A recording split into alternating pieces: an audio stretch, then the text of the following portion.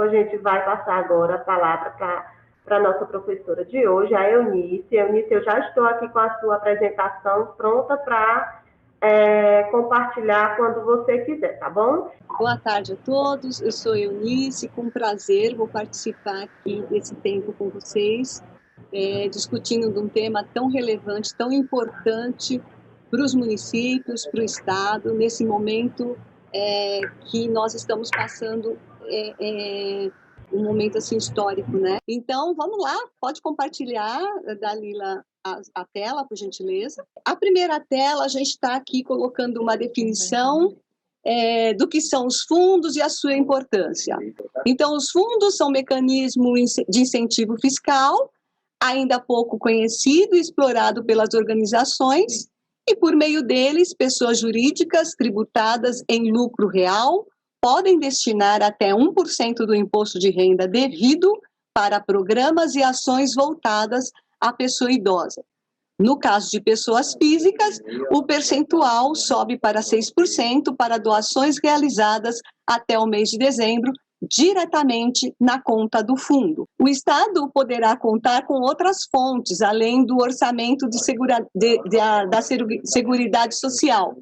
E com a participação de organizações representativas da sociedade na formulação, execução, controle das ações protetivas. Os fundos são meios eficazes para o desenvolvimento de políticas voltadas à pessoa idosa. São receitas específicas cuja aplicação é exclusiva para o atendimento de política para pessoas idosas em ações, programas, projetos e atividades voltadas para o atendimento da pessoa idosa.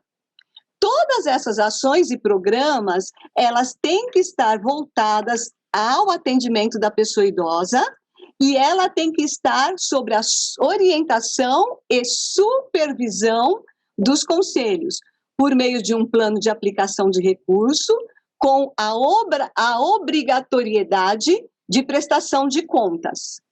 Nesse sentido, os fundos se constituem em instrumentos fundamentais para viabilizar a implementação das políticas e ações voltadas para a proteção, defesa e direito e melhoria da qualidade de vida da pessoa idosa, seguindo as diretrizes estabelecidas pela Política Nacional da Lei 8.842, de 4 de janeiro de 94, e pelo Estatuto do Idoso. Eu coloquei aqui esse slide, porque sobre a legislação, para conversar um pouquinho com vocês, porque a gente recebe muita demanda aqui sobre dificuldade de onde e como se pode aplicar os recursos do fundo.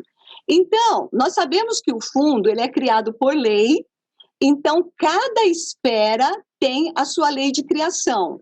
E nós aqui do Nacional, nós temos a lei de criação do Fundo Nacional, que é a lei 12.213 de janeiro de 2010, que instituiu o Fundo Nacional, e depois nós tivemos um decreto 9569 e o decreto 10042. Por que eu estou falando isso? Porque esse decreto 10042, de 3 de outubro de 2019, ele ampliou as possibilidades de aplicação dos recursos do fundo. E, especificamente, o artigo 5º, ele coloca que os recursos dos fundos nacional, estadual, distrital e municipal da pessoa idosa serão aplicados em conformidade com os princípios e as diretrizes da política nacional da pessoa idosa e serão destinados exclusivamente para manutenção, o financiamento ou o custeio de despesas relacionadas aí nós ampliamos, melhoria de acessibilidade para a população idosa nos ambientes institucionais. Eu quero já fazer um comentário com vocês sobre esse inciso aqui, essa melhoria de acessibilidade que está previsto aqui no artigo 5º do decreto 10042, ele foi amplamente discutido, principalmente sobre a possibilidade de se construir ambientes institucionais. E o que acontece? Em âmbito nacional, nós não temos condição de fiscalizar essas construções, caso seja feito, porque é uma construção em nível institucional e para a validação de recurso do Conselho, do fundo, ela teria que ter toda uma regulamentação específica, fiscalização, adequações, e aí foi discutido que, não tendo condições de acompanhar uma construção, então que não se faça a construção plena, total, mas que se invista em melhoria de acessibilidade para a pessoa idosa em ambiente institucional. Também ampliamos para a possibilidade de aplicação em estudos, estatísticas e pesquisas nas áreas do envelhecimento, em programas de capacitação e aperfeiçoamento de recursos humanos que tenham como foco as especificidades do atendimento à pessoa idosa. O inciso 9, estruturação dos centros de cuidados diurnos e das entidades de atendimento à pessoa idosa. 10º, realização de conferências nacionais, estaduais, distritais e municipais dos direitos da pessoa idosa. 11º, monitoramento local das ações dos projetos e dos programas que tenham recebido recursos do Fundo Nacional da Pessoa Idosa quando necessário. Parágrafo único. É vedado o pagamento de servidores ou empregados públicos federais, estaduais, distritais ou municipais com recursos provenientes do Fundo Nacional ou do Fundo da esfera respectiva. Por que eu compartilhei essa legislação com os senhores? Porque essa legislação também abrange os fundos municipais e estaduais. É fato que cada fundo ele tem a sua lei de criação local. E nesse âmbito nós temos aqui uma lei em âmbito federal que também é aplicável para as esferas municipais e estaduais. Nesse próximo slide, nós colocamos as fontes de captação, que são dotação orçamentárias do governo, das diferentes esferas, municipais, estaduais e distrital, doação pessoa física, pessoa jurídica, recursos oriundos da aplicação dos recursos de outras formas de aplicação, e o plano anual, que é uma planilha onde se especifica a natureza da aplicação do recurso, justificando onde o recurso e como o recurso será utilizado. E isso tem que estar dentro do plano de aplicação. O Conselho, ele é a instância exclusiva de deliberação e aplicação dos recursos, observando-se a legislação. E aqui eu faço novamente uma ênfase sobre a participação dos conselhos. A gente observa nas capacitações e reuniões que a gente faz, que a gente participa, que há um conflito, às vezes, de interesse com relação à secretaria que é a executora do plano deliberado pelo Conselho. Né? O Conselho, ele delibera, mas ele não executa. Quem executa é a secretaria. O Conselho, ele não presta conta, mas ele cobra a prestação de contas. E aqui eu volto a alertar, nós temos problemas seríssimos de falta de prestação de contas e até intervenção judicial nesse âmbito por falta de cobrança do Conselho na questão da prestação de contas. Então, nós temos que construir esse fluxo muito claro, que deve partir do Conselho o plano, a deliberação, a aprovação, baseada na lei de criação do fundo, e a secretaria, ela é a executora. Ela vai executar o quê? O plano que o Conselho aprovou. Não podemos fugir disso. E o Conselho está adstrito à sua competência legal. Nós não podemos fazer nada que não esteja na lei. Lei de criação do fundo, lei no âmbito da esfera federal, que atinja também os fundos municipais e estaduais. Ok? A elaboração do plano de aplicação do recurso, de aplicação do recurso, tem que ter o apoio do executivo local. Por que isso? Porque o executivo é o executor do plano. Então, ele tem que participar desse plano de aplicação, tá? Depois de executado, o plano depois de executado o plano, deve-se fazer a prestação de contas que obrigatoriamente deverá ser aprovada pelo Conselho. O Tribunal de Contas e o Ministério Público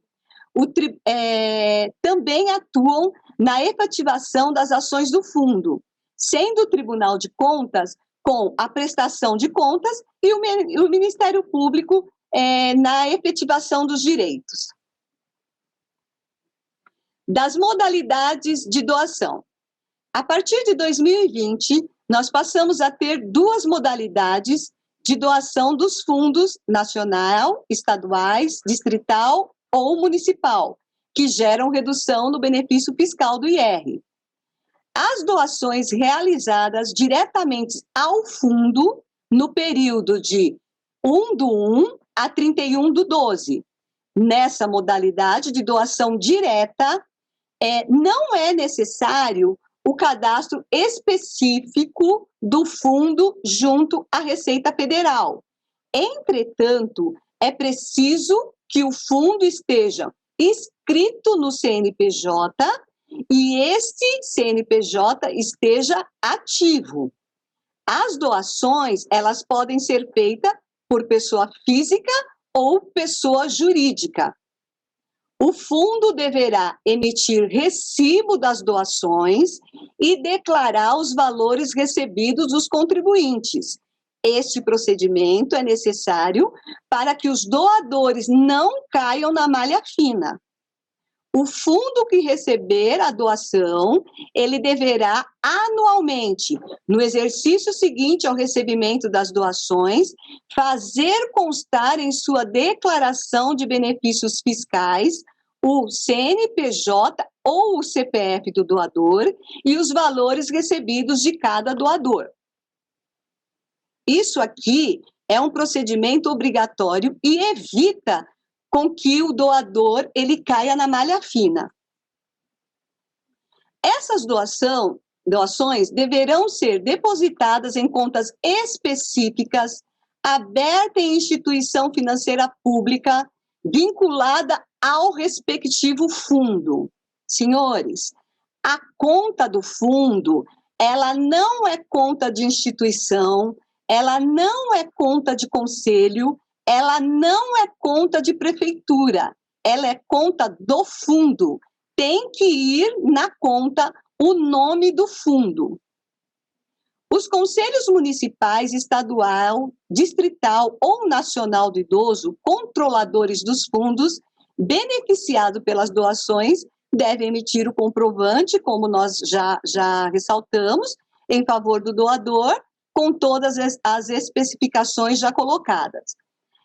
As doações, elas devem ser declaradas, né, no campo de doações efetuadas, e ressalta-se que esse incentivo fiscal aplica-se somente a quem fizer a declaração completa, modelo de declaração de ajuste anual que permite a opção pela utilização das deduções legais. O doador deve guardar os comprovantes por 5 anos, como os demais comprovantes de deduções legais. Então, nós estamos falando de doação direta, tá? E, portanto, na doação direta, tem que ser feita a declaração do modo completo, ele não pode ser a declaração simplificada. As doações realizadas via ajuste anual do imposto de renda. Essa doação, ela pode ser feita diretamente na DDA de 1/3 a 30/4. nessa modalidade, além do CNPJ estar ativo, como no item anterior, o fundo precisa se cadastrar junto ao Ministério da Mulher, da Família e dos Direitos Humanos, através da Secretaria Nacional de Promoção e Defesa dos Direitos da Pessoa Idosa, que repassará as informações cadastrais à Receita Federal para que o fundo esteja apto a receber as doações diretamente quando o contribuinte declarar o seu ajuste anual do imposto de renda. Importante, as duas modalidades de doação poderão ser feitas pelo contribuinte concomitantemente e ambas poderão constar na declaração de imposto de renda, cada qual no campo apropriado. Contudo, a soma delas está sujeita ao limite máximo de doação de 6% do imposto de renda devido e apurado na declaração. Essa questão do limite de doação, quando o doador fizer a doação direta no imposto de renda, o próprio sistema da Receita Federal, ele vai controlar o limite possível e aceitável de doação permitido em lei, tá? O doador, ele não precisa ficar preocupado, porque mesmo que ele queira doar mais, o sistema da Receita Federal não permite a doação passar do limite permitido. Agora, nós vamos fazer uma demonstração das fases de criação do fundo até a fase do processo de cadastramento, que é essa situação do segundo modo de doação. Então, na fase 1, vai haver a criação do conselho e do fundo por meio de lei, o executivo e o legislativo, ele participa, e está sem data definitiva, ok? Depois, vai haver a inscrição do conselho e do fundo no CNPJ, a criação da conta bancária e o cadastro no sítio do Ministério da Mulher, dos Direitos da Mulher, da Família e dos Direitos Humanos. Tudo isso aqui é sem data definitiva a partir do momento da criação.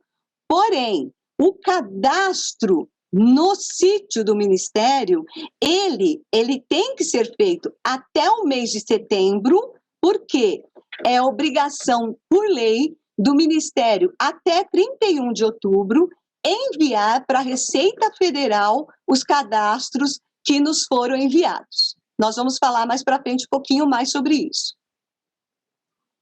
A criação do conselho e do fundo por lei se dá por projeto de lei, né? Por iniciativa do Poder Executivo, pode ser a mesma lei para ambos, pode ter uma lei só. O decreto, depois da lei de criação, se faz o decreto de regulamentação do fundo. Nesse decreto de regulamentação, é importante o Conselho estar participando ativamente, porque é esse decreto que vai nortear as ações do Conselho com relação ao fundo, o decreto de regulamentação do fundo. Conselho e fundo são entidades distintas, possuem CNPJ diferente, com natureza jurídica diferente. Aqui nós estamos compartilhando com os senhores o link da cartilha do fundo, aonde os senhores também vão ter todas essas informações que foi colocada aqui. Na fase 2, como a gente colocou, vai ter a inscrição do conselho no CNPJ para depois passar para as próximas etapas. A inscrição do CNPJ dos fundos deve ser registrado como matriz, razão social e nome de fantasia deve constar o termo idoso, pessoa idosa, dentre outros afins.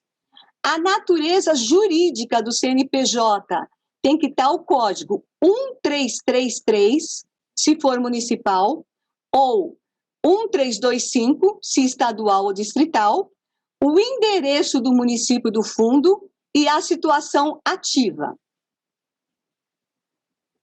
Na fase 3, que é a questão da criação da conta, nós temos que ter a conta, o titular da conta, o próprio fundo, não pode ser o município ou o conselho. O banco é banco público, então, portanto, Banco do Brasil, Caixa Econômica, BNDES, não pode ser banco privado. A conta deve estar ativa no momento do repasse. A cada início do ano, será publicado no sítio da Receita Federal um ato normativo que estabelece as datas do repasse. Essa questão da conta estar ativa no momento do repasse é uma situação que, junto com a Receita Federal, nós detectamos que alguns fundos, mesmo nós tendo passado todas as informações atualizadas e todos os dados corretos, algumas doações não foram passadas, não foram enviadas para esses fundos.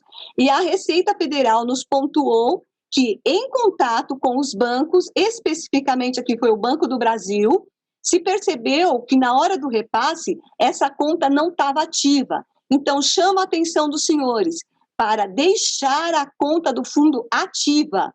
Caso contrário, a Receita Federal não consegue transferir o valor doado. A fase 4, que é do cadastro. Nós temos aqui, no sítio do Ministério, o link para cadastramento dos fundos já para o próximo exercício. O que ocorre? Todo ano, nós fazemos uma portaria abrindo e fechando o prazo para cadastramento. Como esse ano nós estamos em ação com relação à criação e capacitação dos fundos e conselhos, com o Pacto Nacional do Direito da Pessoa Idosa, nós já estamos com o cadastramento aberto. Para quê? Para poder possibilitar uma participação maior e mais efetiva dos municípios. Esse cadastro vai ser fechado provavelmente início de setembro, porque nós temos que encerrar o recebimento, compilar os dados, confirmar e enviar para a Receita Federal. Especificamente, no nosso caso, nós criamos um formulário aonde nós colocamos um link para que os fundos anexassem a documentação. Isso por quê, senhores? Porque os fundos, muitas vezes, cadastram um dígito errado, cadastra bancos que não é aquele, ou quando a gente dá o retorno, afirmam que é banco público, e nós temos a documentação. Embora nós não podemos atualizar os dados, mas a gente sabe exatamente qual foi o equívoco na hora do cadastramento, porque o nosso objetivo aqui é enviar os dados para a Receita Federal e que esses dados realmente sejam cadastrados. Não adianta a Receita Federal não cadastrar. Esse não é o objetivo da nossa ação. Bem, sobre a criação da conta bancária, novamente, o próprio fundo, os bancos e que a conta esteja ativa no momento do repasse. Sobre o cadastramento dos fundos no Ministério, coube ao Ministério enviar para a base da Receita Federal todo mês de outubro, portanto, uma vez por ano, os dados que nós recebemos. Assim, os dados só poderão ser corrigidos anualmente. É um reclame que a gente tem aqui, considerando que muitos fundos querem corrigir, olha, aconteceu, tem alguma situação, por isso que a gente faz todo o trabalho antes, porque a partir do momento que esses dados é enviado para a Receita Federal, nós não temos como adequar mais esses dados, ok? Nós fazemos uma análise no foco de levar para a base da Receita Federal os fundos cadastrados. Porém, a Receita Federal só trabalha com os dados que ela recebe, ok? Se não tiver na base da Receita Federal, ela não cadastra, ok? E agora, eu vou compartilhar com vocês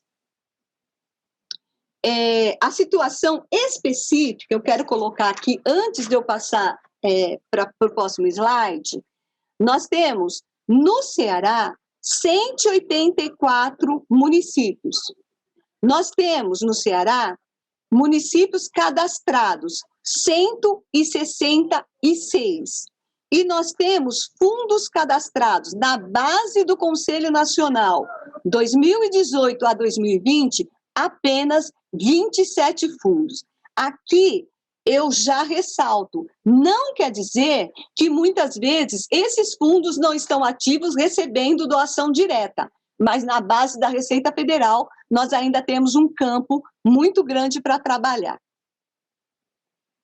E a situação dos fundos municipais da base da Receita Federal, nós temos 4.562 municípios, nós temos 138 fundos inaptos, no geral, tá? Falando de Brasil, e nós temos apenas 870 fundos da pessoa idosa cadastradas e aptas na Receita Federal. Então, nós vemos aqui o grande desafio e o campo para a gente estar trabalhando. Novamente, bases da Receita Federal. Nós tivemos, em 2020, nós tivemos os 824 fundos cadastrados, com 46 fundos pendentes na base da Receita Federal. Especificamente Ceará.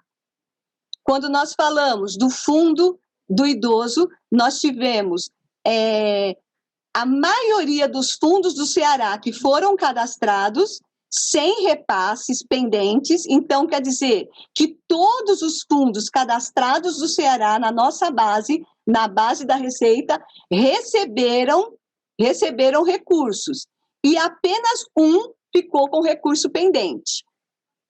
Nós temos, no processo da destinação do imposto de renda, nós temos a seguinte situação. Nós temos, pela Receita Federal, análise de inserção dos fundos, e é feito pela Receita Federal. Depois, destinação pela ficha de doação, apuração dos repasses e o repasse da Receita Federal, que se dá até o mês 7. A Receita Federal, ela faz a destinação pela ficha de doação, diretamente na declaração do contribuinte, e ela apura os repasses.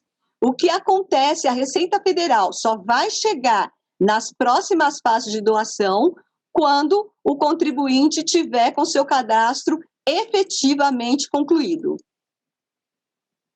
As destinações por meio de DARF são apuradas e, caso os dados bancários estejam corretos e a conta ativa, a Receita Federal efetuará o repasse de valores por meio de uma ordem bancária. Aqui nós colocamos um passo a passo de como consultar as situações dos fundos, tá? Então, um guia para que os senhores, lá na base da Receita Federal, consiga identificar o seu fundo, tá? Está no ADE, que é o ato de declaração, sim, o fundo não precisa fazer nada, irá automaticamente para a declaração do IR. Se não tiver no ato, tem que verificar a situação de pendência de todos os anos. Está no pendente? Se sim, verificar as inconsistências. Nós colocamos uma tabela de inconsistência aqui. Se não, buscar no anexo 2 da Receita o repasse para ver se o fundo recebeu destinação. Todos esses dados que eu estou colocando para os senhores foram material enviados pela Receita Federal, construído junto com a Receita Federal, e nós encontramos isso tanto no site do Ministério como no site da Receita Federal.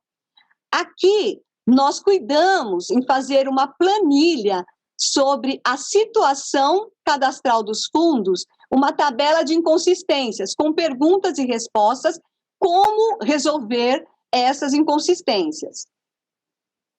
E, por fim, aqui está o plano, que eu gostaria de conversar um pouquinho com os senhores, mas já estou terminando para o fim da minha apresentação. O plano municipal, como que deve se fazer. Então, eu coloquei aqui uns tópicos, tá? Para os senhores estarem observando. O plano, ele tem que seguir, tem que ser definido por uma equipe de trabalho para a elaboração desse plano. Esse plano é importante porque o município faz um diagnóstico do município com indicadores e a partir daí nós vamos ver quais os objetivos, metas, ações, prazos, responsáveis, monitoramentos e avaliação do plano. Senhores, eu sei que nós estamos aqui num momento bastante apertado. Eu consegui dar para os senhores, assim, o geral, né? Não deu para especificar cada slide aqui pronto, porque cada slide a gente precisa de mais tempo para falar, mas o material está disponível com os senhores. Caso os senhores precisem, eu me coloco à disposição. Na parte de cadastro, nós somos a secretaria que fazemos o cadastro, somos nós que entramos em contatos com os senhores, e se os senhores não responderem, não fizerem o cadastro da forma que realmente a gente precisa, mesmo que a gente envie para a base da Receita Federal, não vai ser registrado, porque o crivo da Receita Federal é feito com o auditor. Esse material que eu estou apresentando para os senhores, ele foi construído com os auditores da Receita Federal.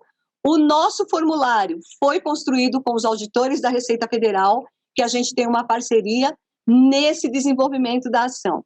Eu gostaria de concluir com os senhores, pedir desculpas, que a gente está aqui num momento bem apertado, e quero terminar com um pensamento que viver é envelhecer, e nada mais. Muito obrigada, coloco o meu telefone, me coloco aqui à disposição dos senhores. Eu vou abrir uma sala aqui para uma reunião, mas fico aqui mais 5 minutos com os senhores. Assim, agradecer demais a Eunice, né? Foi perfeita a explanação, foi muito rápida também, mas porém é objetiva, né? Como a Eunice falou, os slides, né, o material vai ficar à disposição, a gente vai estar enviando para vocês através dos grupos, né, que a gente formou, os grupos de turma de WhatsApp. Vamos enviar também através do e-mail. A gente vai aqui para um momento rapidinho de perguntas e respostas. Alguém que ficou alguma dúvida a respeito desse tema, que queira perguntar, aproveitar o tempo aqui que a Eunice ainda está conosco. Só elogios, Eunice, aqui para você, pela sua explanação bem clara, objetiva, conteúdo muito bom, deve ser aprofundado, né, esse material, o pessoal gostou muito. Aí tem uma dúvida aqui, existe uma dúvida sobre se o contribuinte for destinar, não poderá parcelar o seu IR, o seu imposto de renda? Se o contribuinte pode parcelar o imposto de renda? Então, essa questão, quando vem uma questão com relação a contribuinte, parcelamento, parte técnica, eu me reporto à Receita Federal, porque isso não é alçada nossa.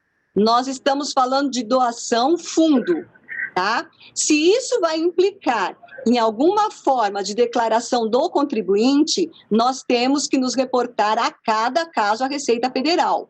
Tá? Nós não vamos aqui passar da nossa alçada, entrar na esfera federal quando não nos compete. Tá? Qual é a nossa competência? Por isso que o material que eu compartilhei com os senhores é um material que ele foi construído junto com a Receita Federal. Eu não posso dar uma informação que a Receita Federal não me deu, ok? Então, assim, eu aconselho que os senhores se reportem à Receita Federal. Tá? Diretamente à Receita Federal, porque aí é dúvida de contribuinte, de doador, não é dúvida de quem está recebendo, ok? Então aí a gente tem que ver lá na própria Receita Federal uma questão técnica. Certo. Outra dúvida aqui é se existe uma lei que conduz o imposto de renda para o fundo da pessoa idosa, como acontece no CMDCA, ou ainda não? Não. Quem perguntou foi o Afonso, de Maracanaú. nós não temos essa lei, tá? Por isso que eu abri, se vocês olharem a lei específica, eu fiz questão de abrir com aquele slide, porque aquela lei alcança os municípios, certo? A lei 10.042. Essa é a lei que a gente tem, tá? Então, a gente tem essa lei e a gente tem a lei de criação do Fundo Municipal. Lembra lá dos 3 primeiros slides? Se os senhores olharem, tá lá. Então, o que é lei específica? Para nós, é essa lei, que nós ampliamos as possibilidades de aplicação dos recursos do fundo, 10.042. Certo, nós agradecemos, ficamos combinados aqui com a turma, né, que caso haja ainda alguma dúvida, que mandem ou aqui no chat, ou mandem no grupo, nos grupos, certo, em que vocês estão. Esse grupo, ele está dividido, essa turma, ela está dividida em 3 grupos de WhatsApp, então a gente está mandando nesse grupo todo o material de aula, todas as informações, link de aula. Então vocês podem, se ficou alguma dúvida, mandem lá que a gente passa para a Eunice, ela faz um compilado de perguntas e respostas e a gente está enviando para vocês. E aí agradecer demais a Eunice hoje, ela foi assim excelente, né? Nós gostamos muito, usou assim palavras bem objetivas, né, bem simples, de fácil entendimento. Eu acredito que todos, né, que esse conteúdo foi muito bem assimilado por todos. E é só agradecer mesmo em nome do Conselho aqui do nosso estado do Ceará, Eunice. Quero parabenizar, agradecer pelo convite, pela oportunidade e me colocar à disposição de vocês, independente, Dalila, você tem meu contato, para além desse evento, tá? Não fiquem com dúvida, esse é o nosso papel aqui. E desafio, colocar vocês na base da Receita Federal. Se cadastrem, por favor, faz muita diferença. Eu poderia aqui contar para vocês N experiências que a gente já teve, tá? Muito obrigada, desculpem a minha pressa, fiquem com Deus. Eu queria agradecer demais aqui aos meninos intérpretes de Libras, aos meninos da plataforma Longeviver, o Rubens, agradecer a equipe do CEDI por ter acompanhado essa nossa formação e agradecer mais uma vez a todos vocês que estiveram na aula de hoje conosco, tá bom? A todos uma boa tarde e até a próxima.